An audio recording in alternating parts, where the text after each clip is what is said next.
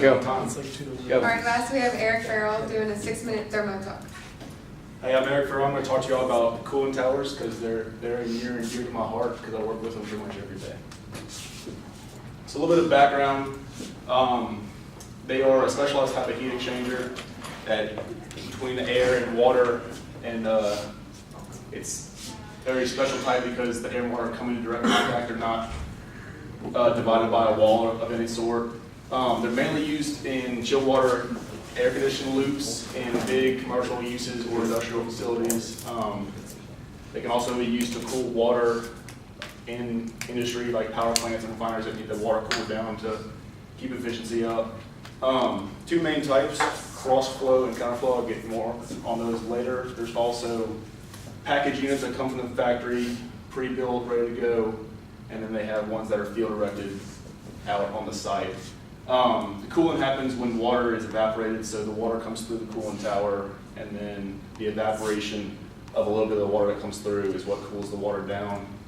And then just a definition you need to know, there's fill inside of a cooling tower, and it's just a media that is used to slow the flow of water through the cooling tower so that it can evaporate more. So within the two main types of cooling towers, there's induced draft and forced draft. Induced draft has the fan on the top, and it pulls air up through the bottom, through the cooling tower. And then there's forced draft, which has blowers in the bottom that force air through the system from the bottom up. So an air conditioning loop, and this is a big commercial type. This wouldn't be what you have in your house, but the air, it starts with the air that mixes. You got most of your air comes from inside, and it mixes with about 20% outside air. And then it comes through your cool and cool, which is where the cool water comes from. Then it comes from the chiller, which has refrigerant in it that cools the water as it comes through. And the refrigerant is cooled in the chiller by the cooling tower. So there's water that comes from the cooling tower through the chiller that cools the refrigerant. And that's what keeps the water cool for the cool and cool. And then there's an air handler that pushes all the air through the facility, and then it comes through to the different rooms through the VAVs that let the air into each space based on the set point of the thermostat. And then that's also where heat is added if it's cold outside. Cross flow, hot water enters the top of the cooling tower. The water comes through the top, flows down vertically through the fill, and then the air flows across the water. And then it can be gravity fed because of the configuration. And then the cooled water reaches the bottom and is pumped back to the condenser. And this is a little cool picture of how a cross flow cooling tower works. So it comes into the top and it drains all the way through the fill and gets chilled and then is pushed back out to the chiller condenser. Counterflow, same thing. With the hot water comes in the top, and then the water flows vertically upward. No, the air flows vertically upward. That's wrong.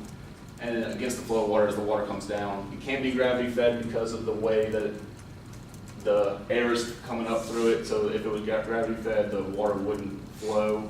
So there's high pressure nozzles that spray the water to the fill so it can come through. And then the cool water falls out of the fill and then into a catch basin and is pumped back to the condenser or the chiller. So this is what counterflow cooling tower looks like. It comes in the top, and there's nozzles up here that spray the water down into the fill. The fill fills up with water, cools off, and then it drops down into the basin down here, and then it is pushed off out to the condenser. This is what we have out at LSU out here. And lastly, optimizing the cooling tower. You need to reduce the blowout. So that's the blowout, the water droplets blown out of the cooling tower by the wind. So those cooling towers out by the Tiger Stadium should not be doing that, especially since that water is treated and it's probably not good to get on your skin. Also need to reduce drift, and that just means the water droplets that are carried out of the cooling tower with the exhaust air. So that fan spins really fast, sucking a lot of air through the system, and that can sometimes pull water out of the system out of the top. And LSU has problems with this as well. Their cooling towers are bad. We'll replace them pretty soon. And then we lower the water volume through each cooling tower, which means that we can cool more water more efficiently. And and that'll increase the delta T and make the water colder and make our systems more efficient. And those are my references.